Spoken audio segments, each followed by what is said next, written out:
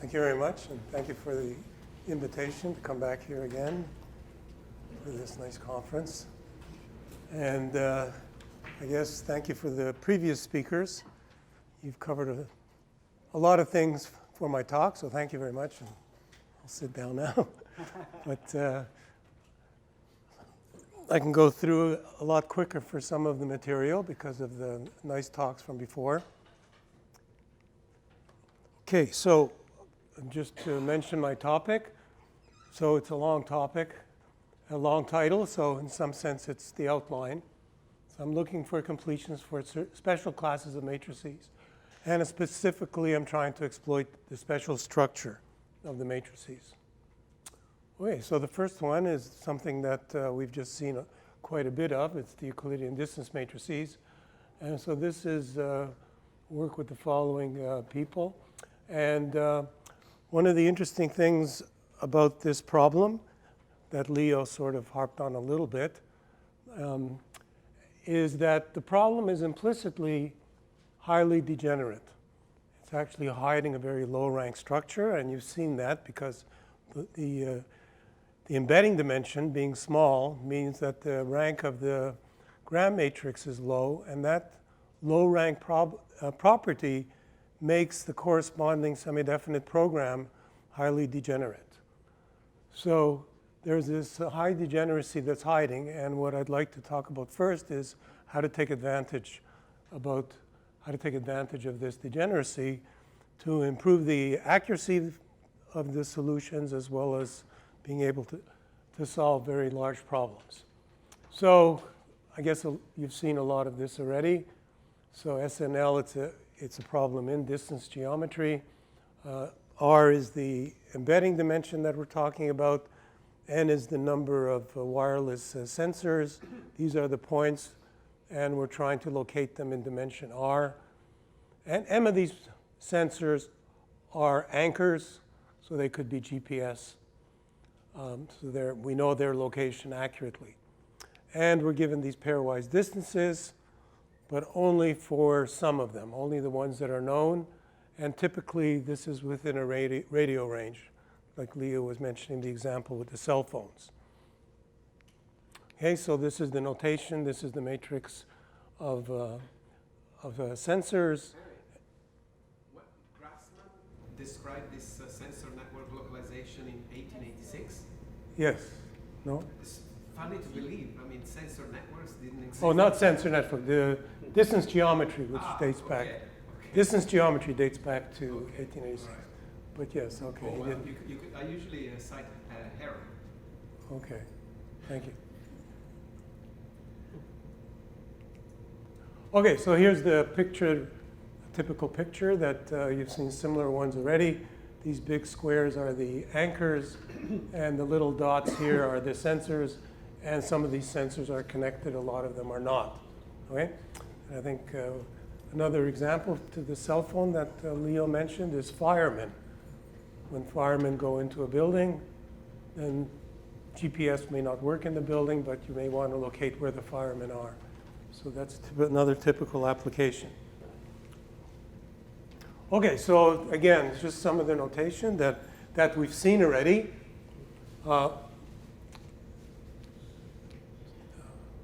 Sorry.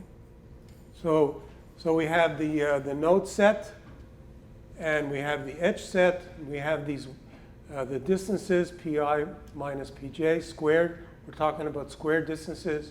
And the anchors form a clique in the graph, so a complete subgraph.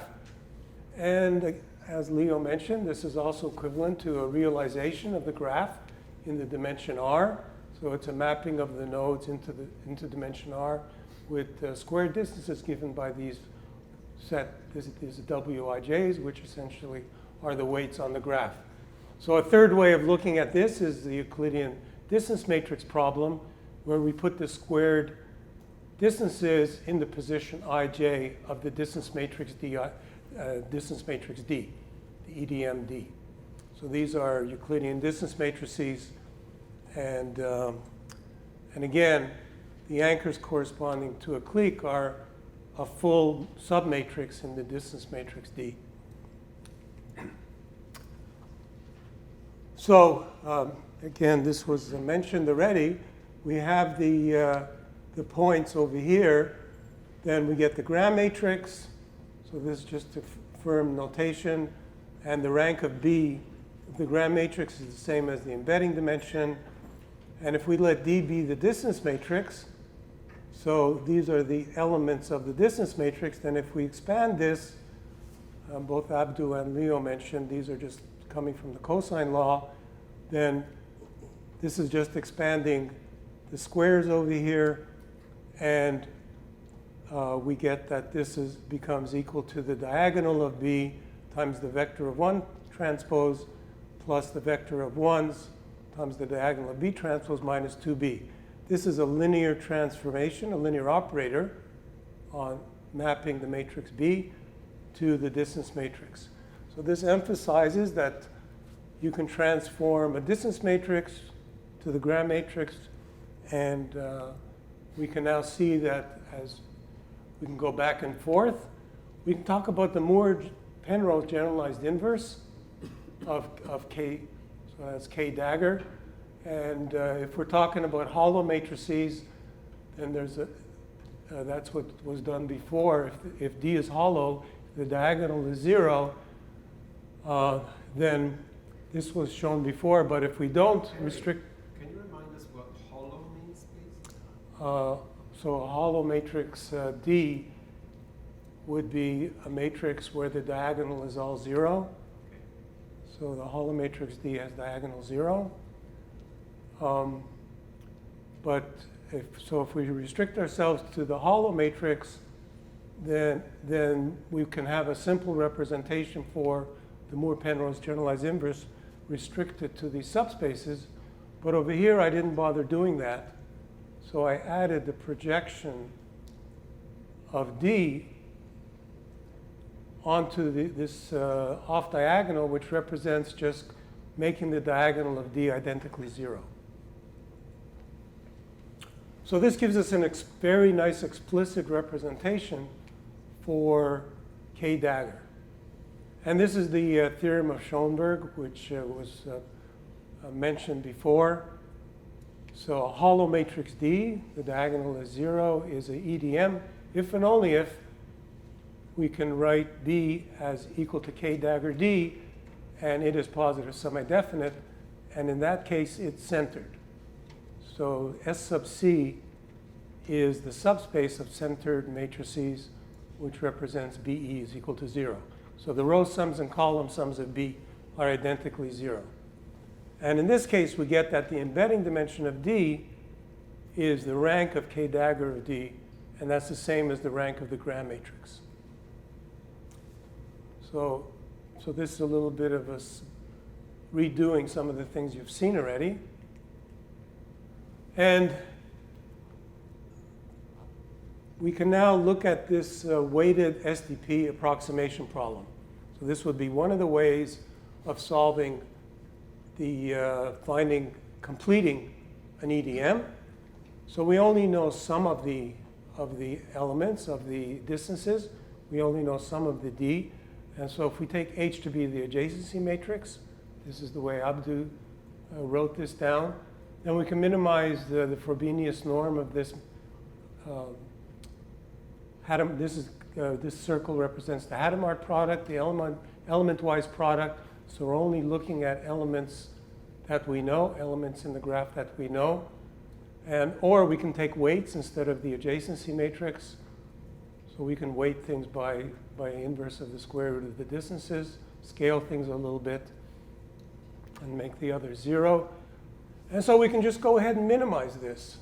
And I think Leo mentioned that Nathan and I had a code for things. Well, Nathan and I, when we worked on this, we started with this problem.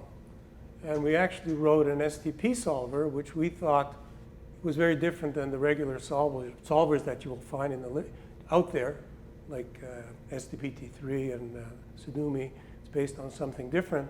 It's a very robust STP solver. And we applied it to this problem, and we just couldn't get any accuracy at all. And we were having a lot of trouble, and we wouldn't get past maybe 50 nodes for this problem. and we'd get maybe 2-3 decimals accuracy after, I don't know, half hour on a machine, on a computer. And then, well, this is what happens very often. We realized the problem that was hiding in the background, and that was that this problem was very, very ill-conditioned. So least squares problem, but a very highly, highly degenerate least squares problem. And what was causing the ill conditioning? The cliques in the graph were causing the ill conditioning. So let's take a look at what the end result of this was. So if we have a clique in the graph, then if we restrict ourselves to the clique, then that's a subgraph, and we can just treat that as a separate problem. And that problem just gives us a complete EDM. But it'll give us an EDM with the embedding dimension. So if our problem is originally in rank in the embedding dimension 3, then this matrix will have rank 3. So if we have a submatrix, a clique with 100 nodes, then we'll have a 100 by 100 submatrix in our problem, and 100 by 100 submatrix in our matrix, gram matrix B, and it will have rank 3. Okay? And one of the things in semi-definite programming, if you want to have a stable problem, is you need Slater's condition. And this means Slater's condition is failing dramatically. It's really failing by a lot. So one thing you can do, instead of having this problem be a difficulty, we can take advantage of this. And we can take advantage of this, as Leo mentioned, by doing facial reduction. If the rank is small, it means that you're restricted to a face of the semi-definite cone. But we can use the structure to actually identify the face that we're working with. And so we can actually, instead of getting hurt by this, we can actually use this to our advantage. So every clique in our problem corresponds to a gram matrix, and that gram matrix identifies a face of the semi-definite cone. The faces of a semi-definite cone are characterized by the ranges of the matrices in the face. Any matrix in the relative interior of that face, the range of that matrix is the same, and that range identifies the face. So a range is identified by a matrix. So if here we have U1 for one face and U2 for another face, if we have two cliques and we want to find what happens when two cliques intersect, then what we can do is just take the intersection of these two ranges. And we found a very efficient way of doing this intersection, either this way or this way.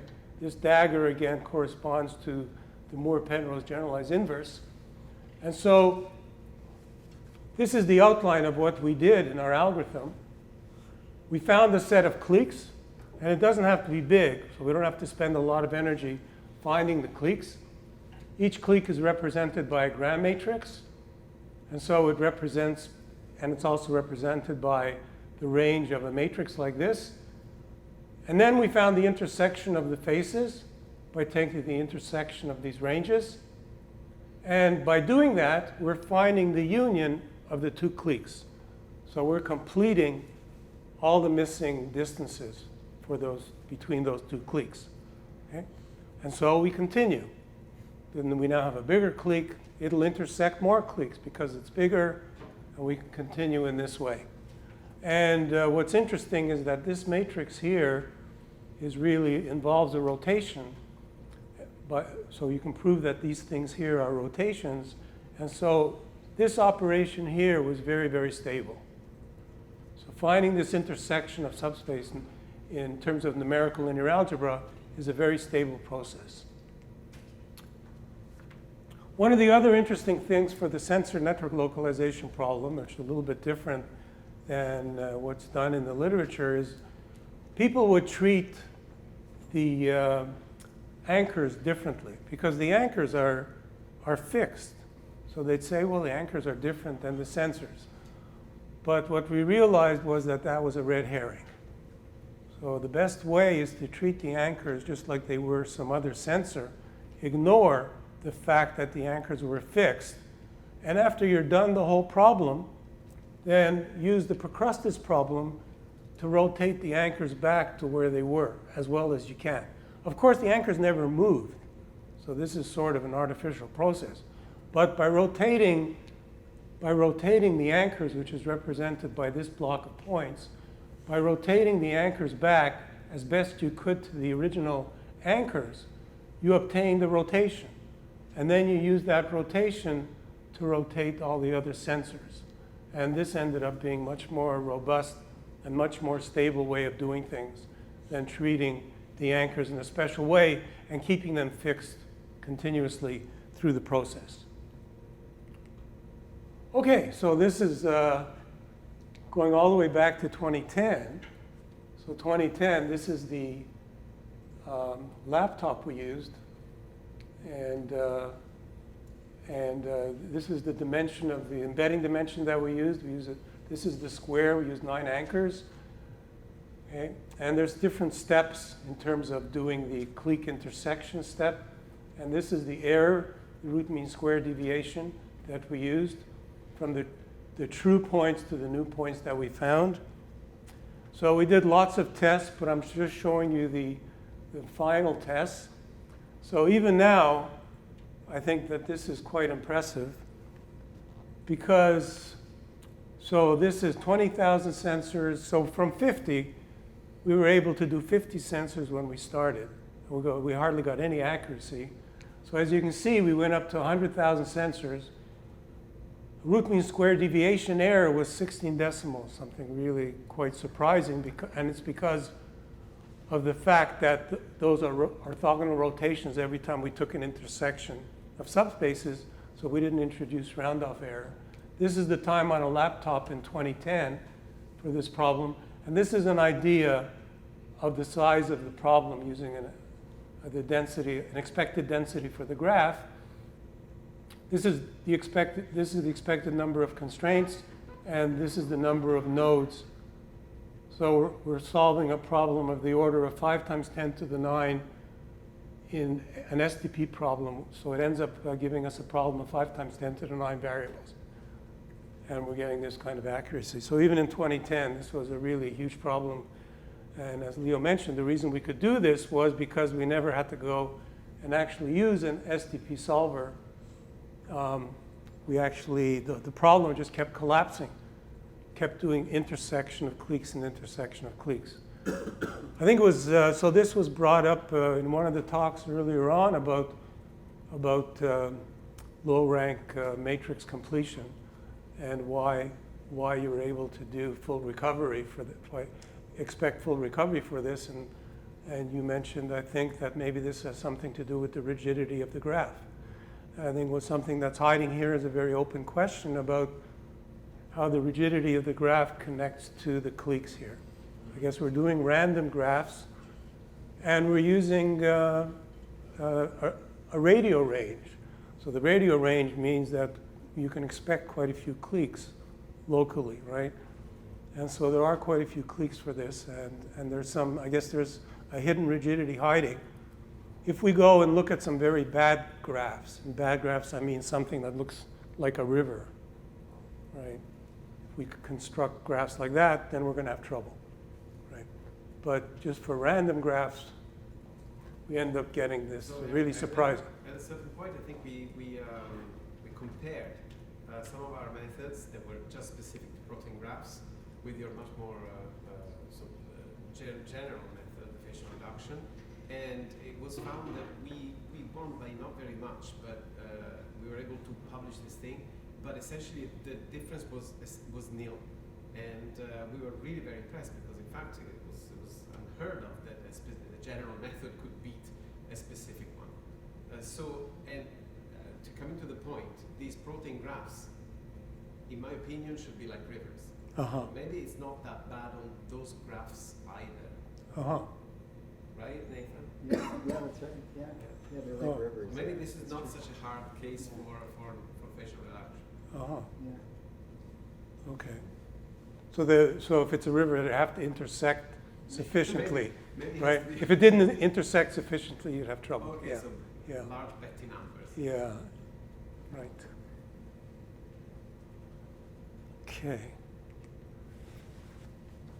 Okay, so one of the things that Nathan and I did over here is then we put a little noise in.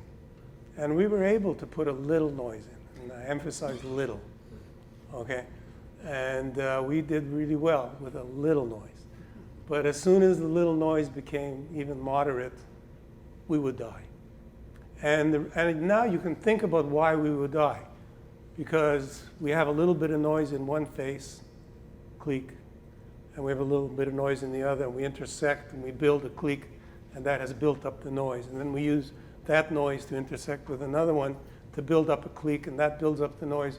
The noise is adding on top of each other, and just, it's just not working well. So we were not efficient with this, right? And so there's a surprising result about the faces of an SDP cone. So the SDP cone has been studied all the way back to the 40s, 50s, paper by Bonenblust, I think. And so the facial structure has been known for a long time. So the faces can be expressed, as I mentioned, by the range of a subspace. You take the range of a subspace, that characterizes a face of the cone. You take any element in the relative interior of a face, you take its range, it characterizes the whole face for any element, any matrix in the relative interior. Okay?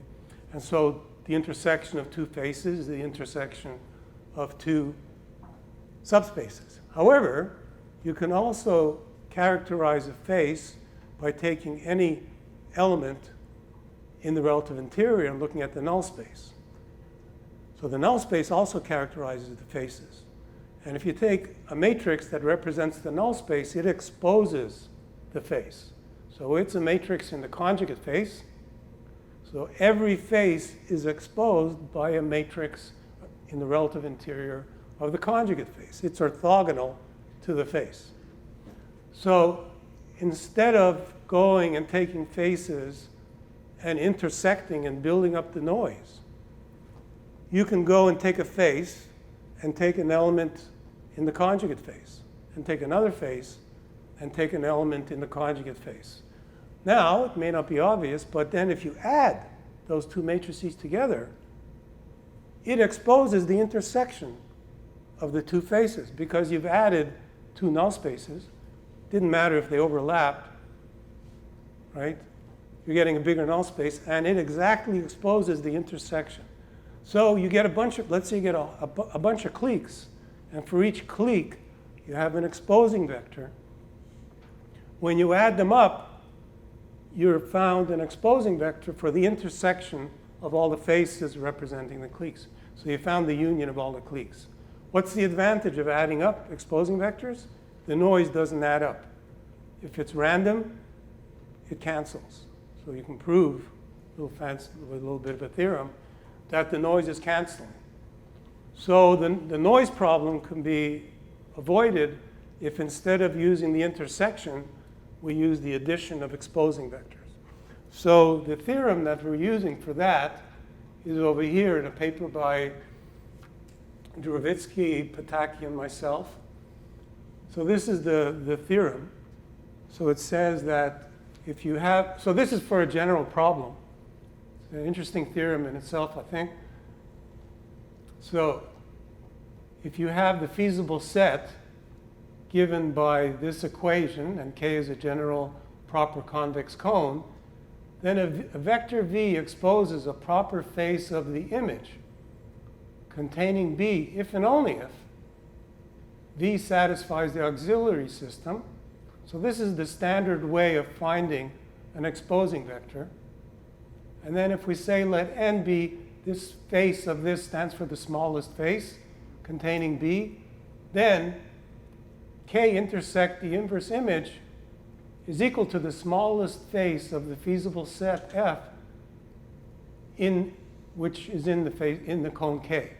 So V exposes N if and only if M star of V exposes the smallest face of F in the cone K. So for the EDM problem, what does this mean for the Euclidean distance matrix problem? Means you can take a Euclidean distance matrix, which is the image of K of B, right, is equal to, so K of B is the EDM. So K is, I guess I've used bad notation. The K is the M here, and K is the cone here, but sorry about that. But so the linear transformation for EDM is the Lindenstrauss operator K. So we got this image is equal to the distance matrix, the D, which is the little b here, right? And so if we get a clique in this little subproblem, then we can go back. Then we can go back just with the adjoint, okay? And we can expose the face in the semi-definite cone. Okay? So every time we find a clique in our EDM, this essentially explains what we're doing for the clique facial reduction process. And this a corollary to this says that if Slater's condition fails, then the singularity degree is 1. So singularity degree is the minimal steps for facial reduction. So facial reduction means let me find a face and a smaller face and a smaller face till I found the smallest face. Okay? Essentially means that Slater's condition holds for the problem. So the minimal number of steps for facial reduction is called the singularity degree. There's some amazing properties for this singularity degree in terms of stability of algorithms. Quite interesting how well connected the properties are. The singularity degree being 1 is a really interesting case. So you would think that singularity degree 1, which where Slater's condition fails, means that you got an ill-posed problem. But there's a big difference between singularity degree 1 and singularity degree 2 and on. You can prove that singularity degree 1 is really a stable problem. You can actually solve problems with singularity degree 1 because you can solve this equation in a stable way. You can do one step of facial reduction. It's the second step that's the problem. So if singularity degree equal 1 holds, this is true if and only if the minimal face in the image in the EDM problem is exposed. Okay. Maybe I should, what time did I start? 5. I have more 5. Another 5 minutes? Yeah. Okay, so I really fell behind, yeah, as usual. Sorry about that. Okay. So this is the way that we this is how we use the exposing vectors, which I was saying. So Amit Singer will be here tomorrow. He's sort of done similar things. So what we do is we find a medium set of cliques, and then we find the exposing vectors, and then we add them up, and then this is the facial reduction step, which means that we're solving for a smaller matrix R, and we've reduced the problem to a much smaller problem. Okay.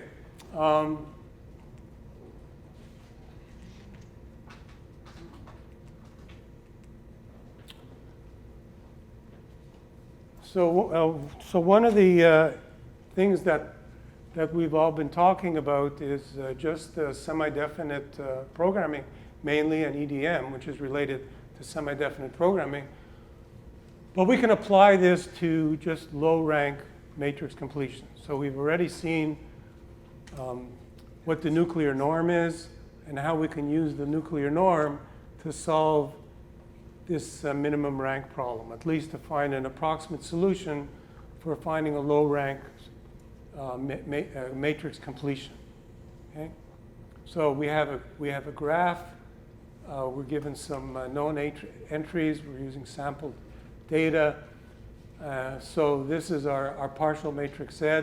So this is the problem I'm talking about. If we're missing a couple of elements, if we know that we're looking for a low-rank solution, then it cleans up the noise and gives us the missing entries. So this has already been discussed a little bit. Okay, so this can be written as a semi-definite programming problem.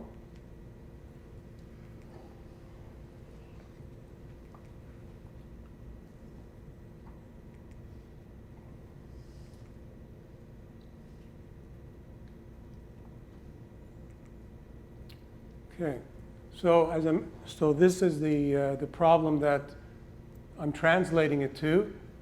So because the nuclear norm is semi-definite realizable, we can write this as minimizing the nuclear norm of the matrix Y, which is just the trace, because Y is a symmetric matrix, positive semi-definite. So the singular values are the eigenvalues. And this projection here is just looking at the elements of the original matrix Z that are known. So this is the given data. So this is the equivalent to the low rank problem that I was looking at trying to solve. Okay? So my purpose here is to show that even though we started with a problem which wasn't semi-definite programming, we can use semi-definite programming to do low rank matrix completion. Okay? And even so, this problem here, the diagonal is free, so Slater's condition holds. Strict feasibility does hold. So even though this is a nice problem, we can exploit the structure to find facial reduction on the optimal set, on the optimal face, rather than on the minimal face. Okay, so since I've sort of run out of time, I just want to show you how this works. So this is the matrix Y, and this is the structure of the optimal solution. So it always has to be able to be factored in this way. And so this over here corresponds to the matrix Z for the elements that are known. This block here are the elements that are known. So if we know these elements over here, and this little argument shows that we know the range of this principal submatrix over here. If we know the range of a principal submatrix, then we can do facial reduction. So to make a story short here, I'm going to do facial reduction just on the optimal face, at the optimal solution. So let me, since I've run out of time, just show you some of the numerical results here. So this is the size of M. This is the size of N. This is the sampling that we've done. And this is and so this is the residual from the original problem. So you can see we're getting a very small residual, and we're getting a rank. This is the rank that we obtained. We get a very low rank over here. Okay, so this is the conclusion. So though strict feasibility holds generically, failure appears to happen in many problems. Loss of strict feasibility is directly related to ill-posedness and difficulty in numerical methods. But pre-processing based on special structure, what we've done is we can both regularize the problem and simplify the problem. And this way we can actually solve a lot of problems that, very large problems, and to a much higher accuracy. Okay, I'll stop there. Thanks. Thank you. Questions?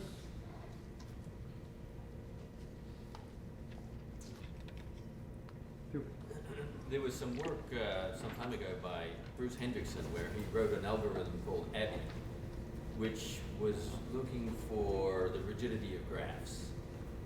And it did very similar things to what you're talking about. It identified cliques or highly rigid regions of graphs and then tried to build from there outwards. And so there may be profit in trying to first screen the graphs with a rigidity algorithm and then use that as a basis to plug into a semi-definite programming approach.